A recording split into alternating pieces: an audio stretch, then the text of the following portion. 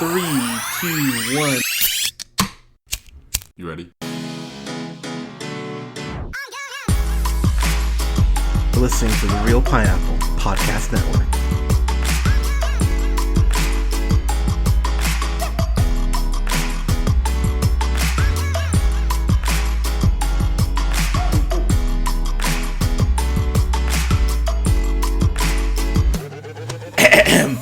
Good evening, everybody. Thank you so much for listening. We are the Real Pineapple. This is Hunter, and I'm here with Colin. Colin, how are you, friend? I'm doing good. How's everybody feeling tonight? Very nice. Good morrow, by the way. Zongo. Yeah, no, I know. I love Slam and Salmon. I was just watching Role Models a couple nights ago. I was like, I love Role Models. I love role model. Good morrow, sir. Yeah. Bid him good morrow. Love that movie. But speaking of movies I love, and I do love the Slam and Salmon and Role Models. Do not misunderstand. Yeah, same caliber as this movie, clearly. Yeah, same caliber as this potentially award-winning film, Eighth Grade, which, dude, A24, man, Brad Pitt's production company, man, they have been producing just some insanely good shit. I mean, whether it's this, or 12 Years a Slave, or Moonlight, I mean, the films that A24 seems to pick, Brad Pitt, man, I mean, obviously he's incredibly handsome, I mean, and talented, and yeah, all that fun stuff, but, dude, you want to talk about his eye for just knowing what's next and what will hit?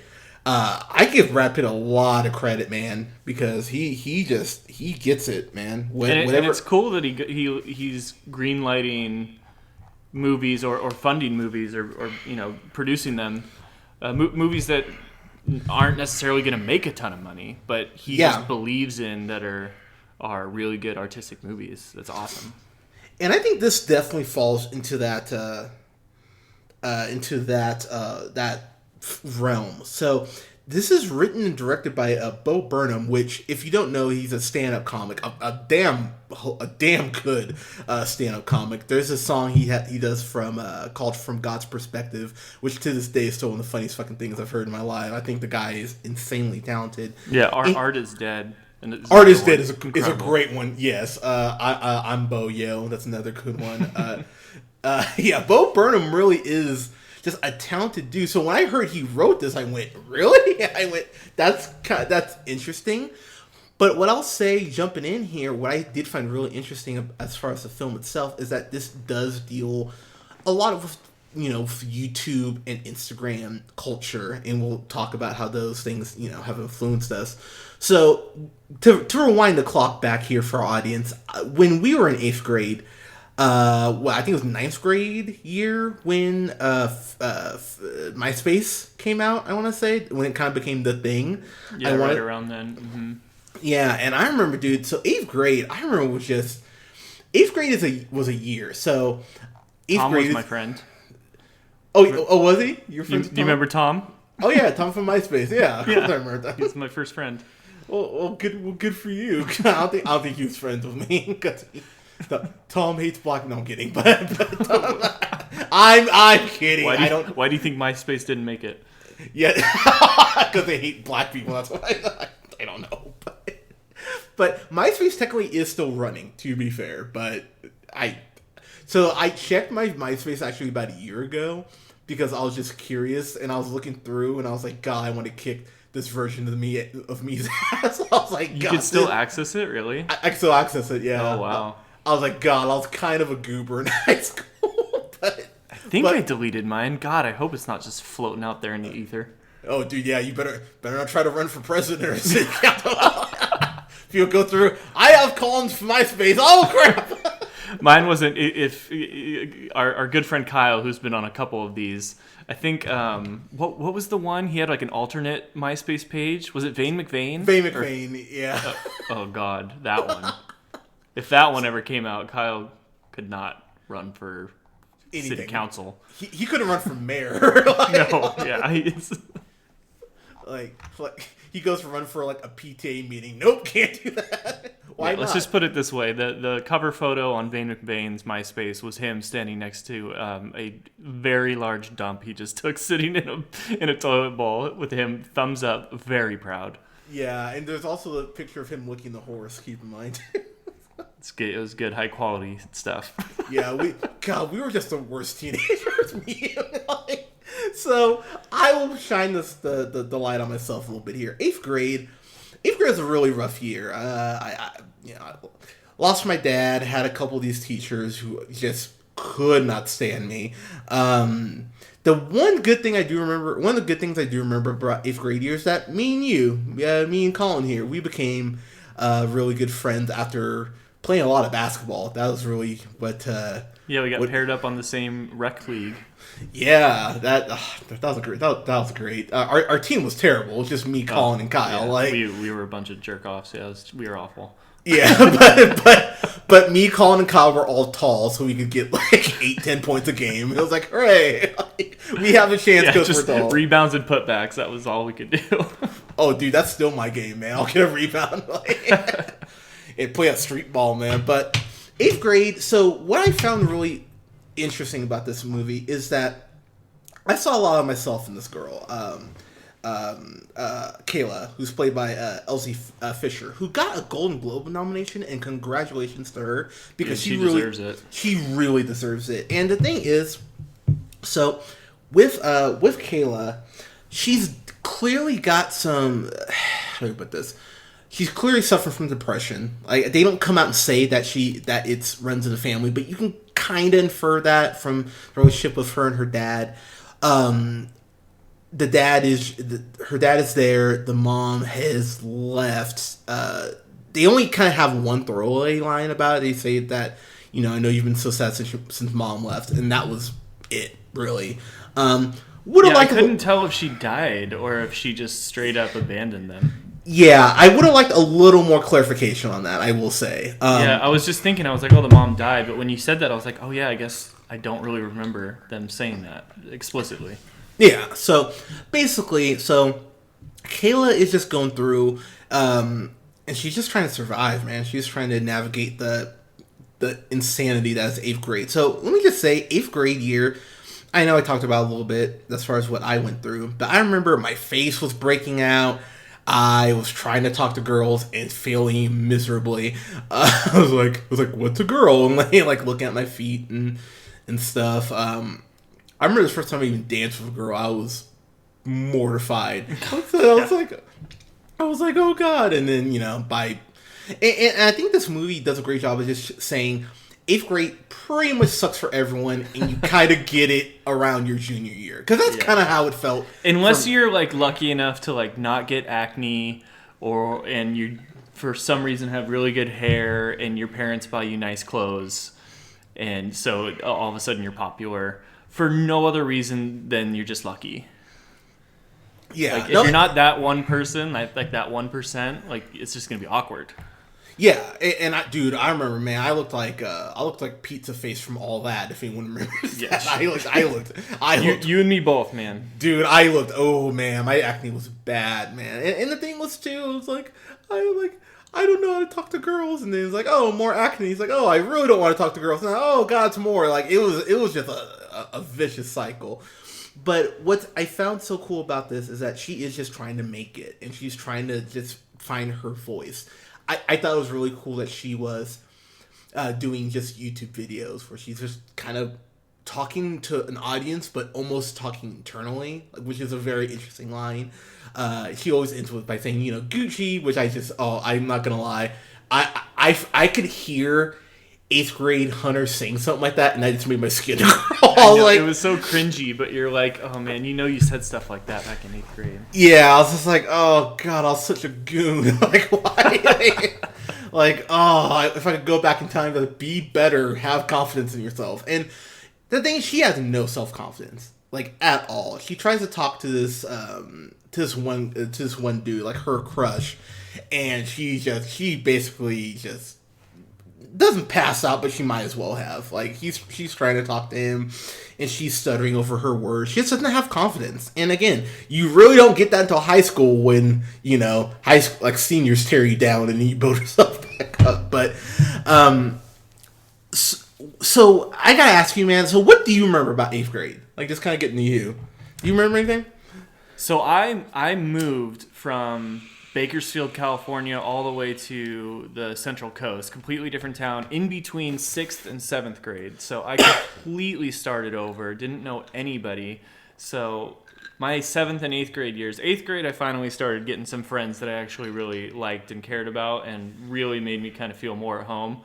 But I mean, that time of my life was so filled with, self-doubt and anxiety about what everybody thought about me, how I didn't have friends, how I was, ugly, awkward, you name it. So I had such a similar experience to how she feels and expresses herself through. She's almost like talking to herself, like she's telling an audience, like you said, how to be better, but she's really just talking to herself, but she can't listen to her own advice because it's just still too scary. It's just too hard. Yeah.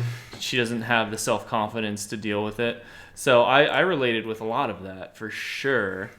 And it's incredible the job that Bo Burnham did writing and directing this to make, this one girl so relatable. Us two guys talking about our experience in middle school, and it's so relatable. It really made you feel like you remembered your time and how uncomfortable it was. On top of that, though, which I really liked, was it just really opened my eyes to how kids are, becoming young adults now in this new modern age of technology, where you have access to YouTube tutorials to do everything, to do your makeup, to do blah, blah, blah, learn how to kiss, learn how to give a blowjob. You just go on YouTube and every little thing that you need to know, you can just find out now, which is, the access to that is incredible. The access to all this information, it makes you think about all the misinformation that's out there. Exactly. That kids are learning about, because you Google search anything or go on YouTube, there's no credibility behind anything if you don't look for it. So it's scary to think where a lot of kids are getting their information now. It's crazy. It's very eye-opening to me. That whole aspect of it was crazy. But yeah, the relatability, even in this new age that's completely different than my experience overall, like the fundamentals of just being in 8th grade, it was truly well done by Bo Burnham and the actor Elsie Fisher, who did an incredible job.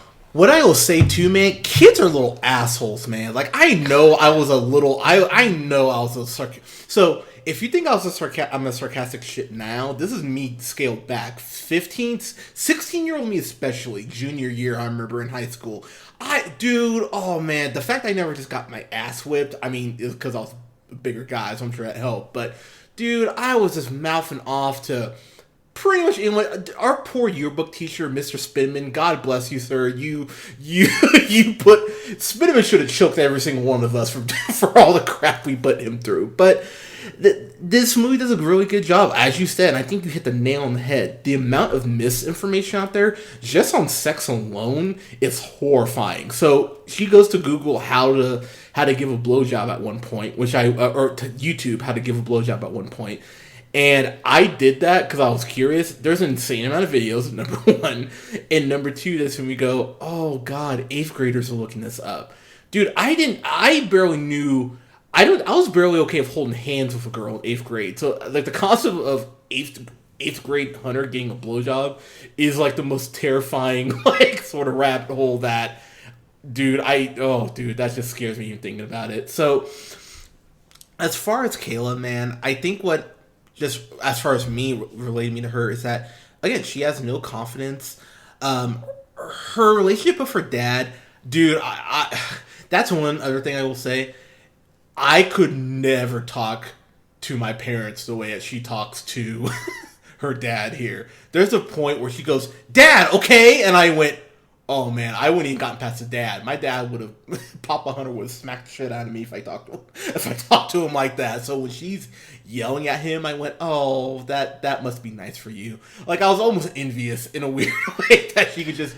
Yeah, but I would just like I wanted to strangle her though when she was doing that because he's like the nicest dad anyone could ever ask for. Like he never did anything other than just be kind of dorky, which I know for maybe to a young prepubescent girl who's becoming a young woman, a dorky dad may be the worst thing in the world. I don't know, but she was so mean to him. You could just think about how, and I think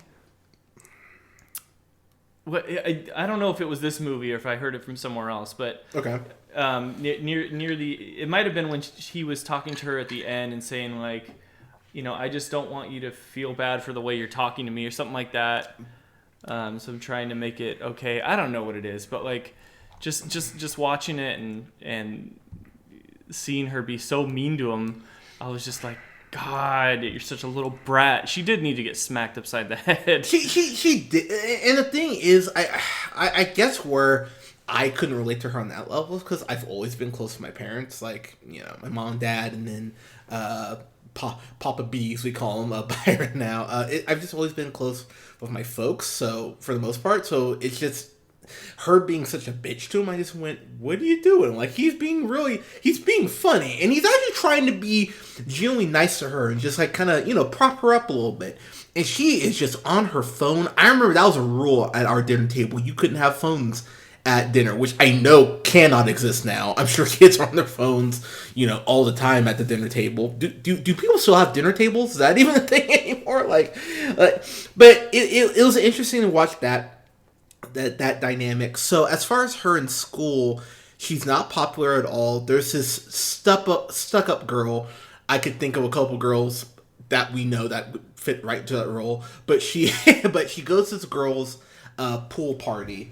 And basically she ends up just having a panic attack, which I'll be honest, I related to, even now, man, I'll on occasion have panic attacks. And so when she was just kind of freaking out, it shows all the kids in the pool, which I thought was pretty funny. Cause you got kids, who are just like, you got big kids, you got short kids. You have this kid who puts his head under water and then spits the water through his teeth. I went, what a fucking weirdo. I mean, you got all these dynamic sort of kids there. And she, dude, I remember the first time I saw myself in a bathing suit, and I was like in 7th or 8th grade. I remember just going like, oh God, like this is, like you have that self-conscious thought of, oh God, how does everyone else look? Oh God, how do I look? It's, so her freaking out like that, I totally understood. And what I did like about the movie so much is the way it ties in the YouTube video she's making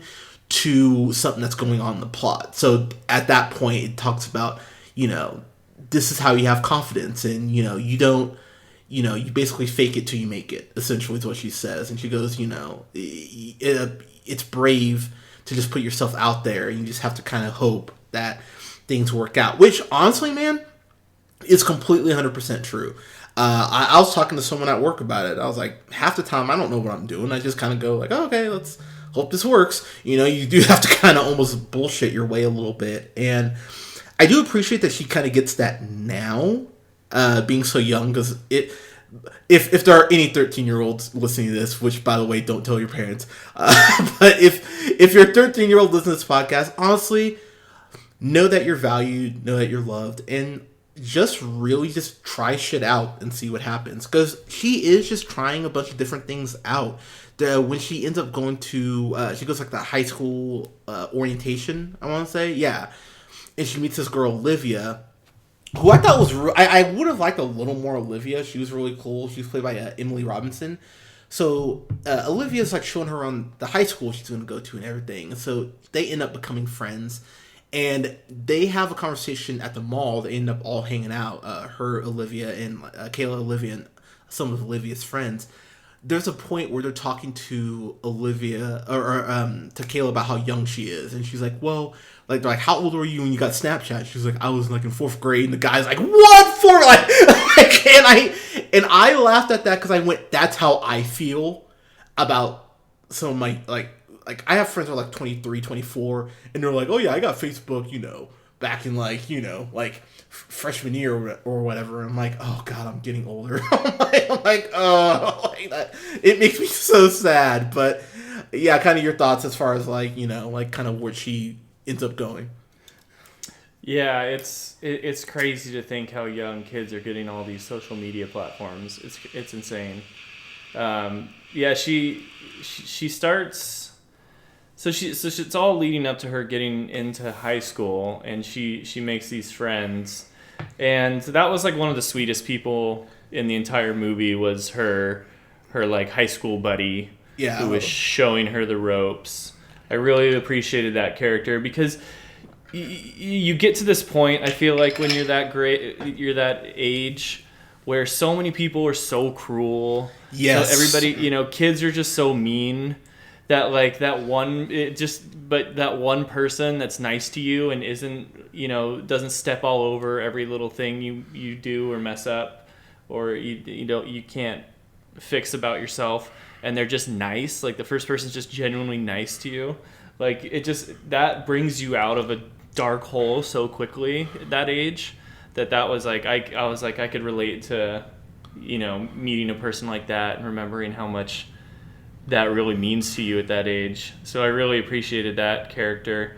As far as some of the things that were just eye-opening that I never dealt with as a boy, but her struggling with that decision, I feel like that comes on so early, and maybe I didn't realize it happened so early, is like, are you going to be conservative and wait for the right boy and not go out of your way to try and be popular with these scumbag little boys that just want sex?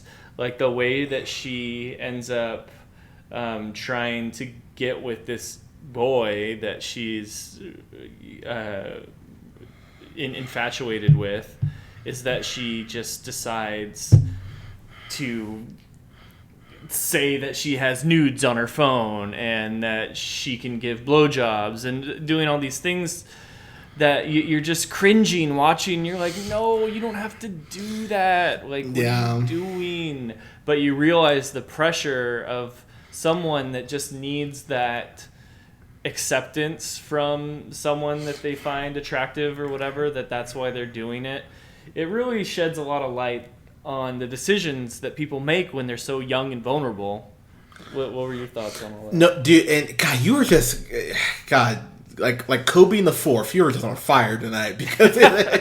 Oh, bless you. Yeah, bless you. You're welcome for the Laker reference, but I will say though, man, because I mean I have two younger sisters. I remember that was something for me, just being an older brother, being terrified of my sisters going into high school. I went, God, little boys are just such little fucking creeps, and I you know what I mean? And I just see kids, and I'm just like, oh, you're probably thinking about sex right now, you no good son. Like okay, well, yeah, 15-year-old boys are the worst. And the kid's name, I believe, was Riley. So yeah, they're doing like a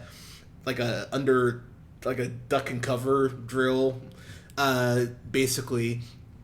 And she goes, oh, yeah, so, yeah, as you were saying, she goes, well, I took some photos, and she's like, what kind of photos? Like, it's like, he didn't take a second to even respond. I was like, gee, I'm like, down, dude, calm down. Like, thirsty AF, as the kids would say. You're so hip and with it. Dude, I know, right, dog? But so lit.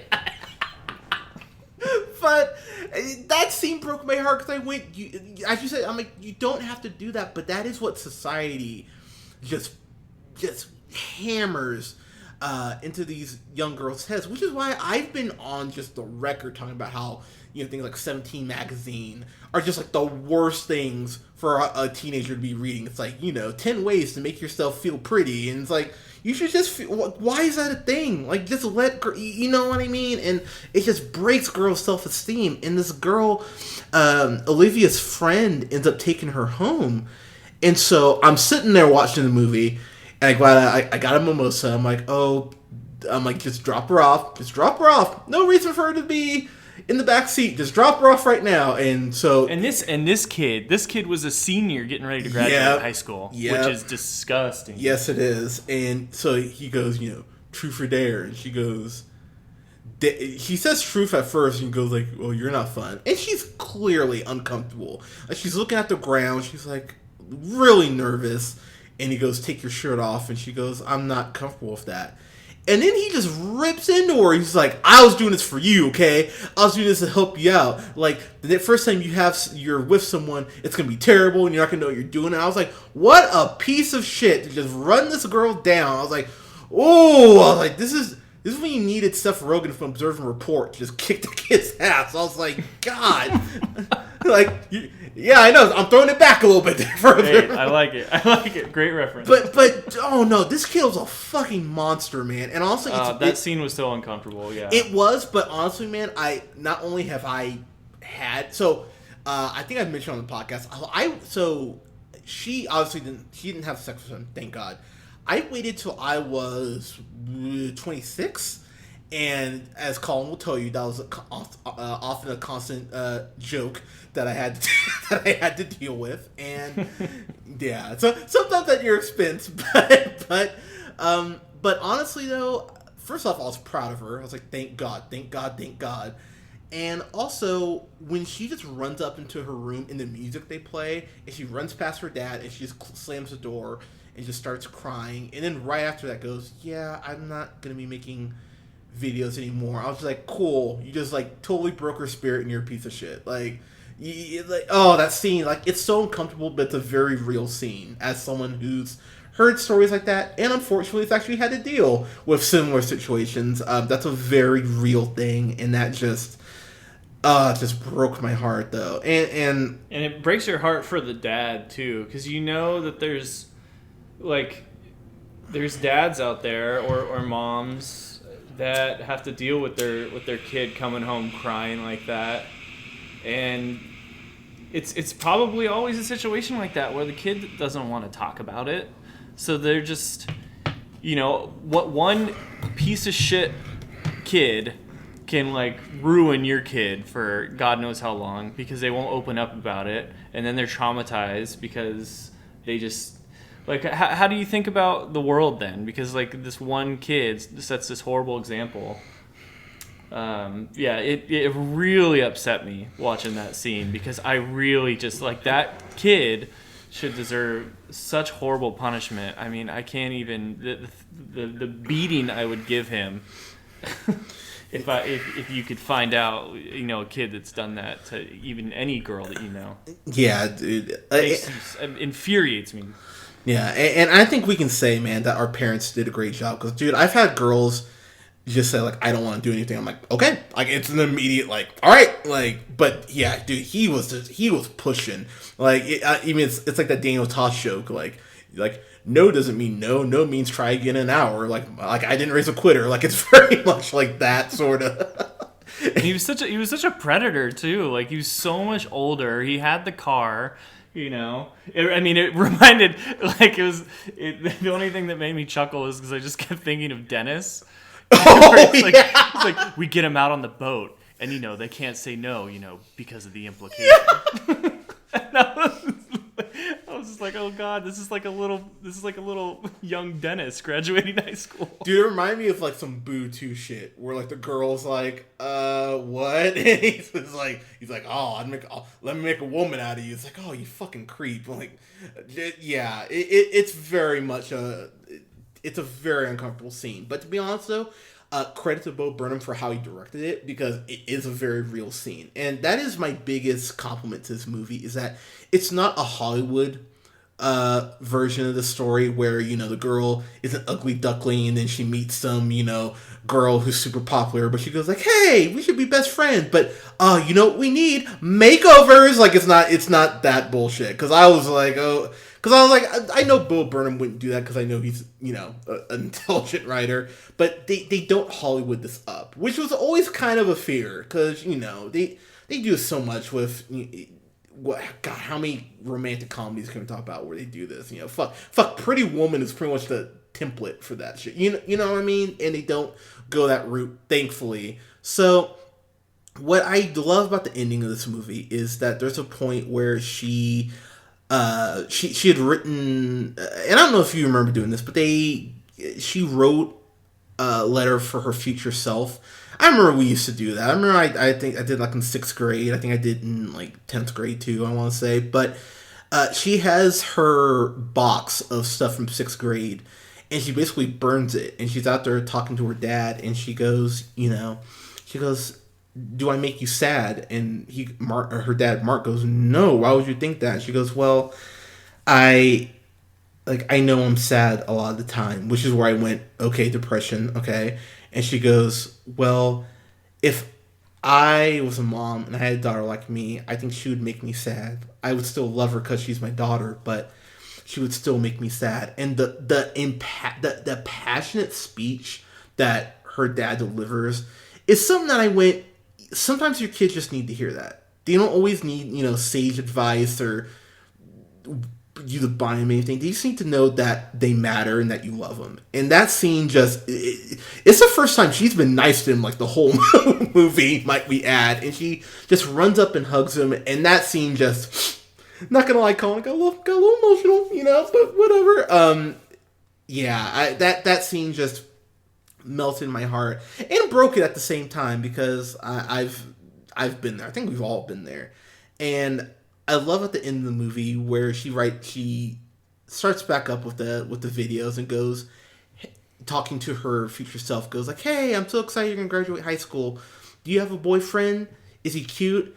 If you don't have a boyfriend, that's okay." And I just went, okay, good. Like she got to that point. She realized, you don't find your worth in other people, you find it in yourself. And the thing is, man, dude, even at 31, it's still like a constant sort of thing of me seeing other people and how they look and stuff, and going like, oh, like I'm fat or whatever, and just being able to find my worth in people like you and Alea, and just finding ways to to love yourself, and it is a constant thing. Like, it's never something that you just figure it out one day. It's a constant work in progress, and that was probably the biggest takeaway I took from this, is that, hey, things are gonna suck sometimes, but you need to just hold on and love yourself. And I think that's a simple message, but I really don't think it's one that young people especially get enough, if that makes sense. Kind of your thoughts on that?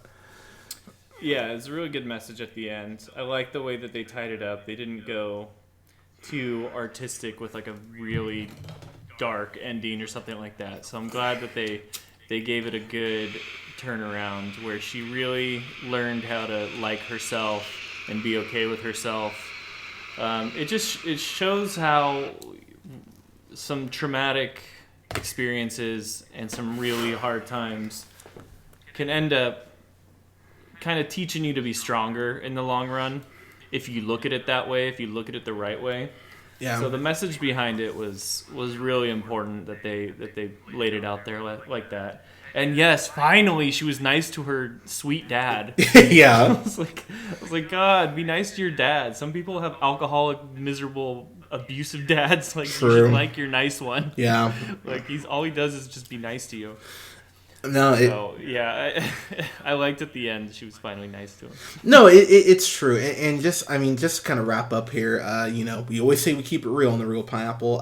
I will personally say, after I lost my dad, one of the first people I remember seeing at the service we held was Colin, and that was honestly, like, Colin had always been a friend, but that's when I went, okay, this dude is just he'll be around for a while, and that was 19 years ago, 18, 19 years ago. So, I mean, we've been friends for over half our lives, and Colin's just always been such a great friend, pardon me.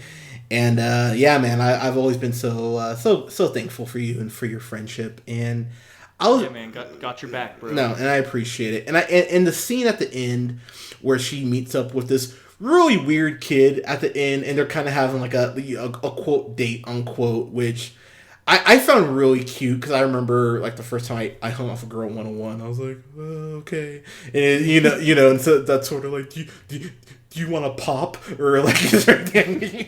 Yeah. Yeah, I related with that kid pretty well. Oh, dude, I did too. Like the awkward, nerdy kid. I was like, that was probably me. Yeah, no, I still say I was born like 10 years too early, because if I was like in high school now and I was liking that Marvel shit, people would be like, oh my god, you're the coolest. But back then it was like, nerd. Like, why do you like this? It's like, shut up. But yeah, man, I love the way this movie ends. I think I think parents need to see this, to be totally honest, because I know I have friends that that have kids and stuff, and they just talk about sometimes that they just don't know what's going on in their kid's head, and I think this would play really well for a group of parents. I get why this was so just praise coming out of Toronto Film Festival, because it's an incredible film. I think this will be in my top 10.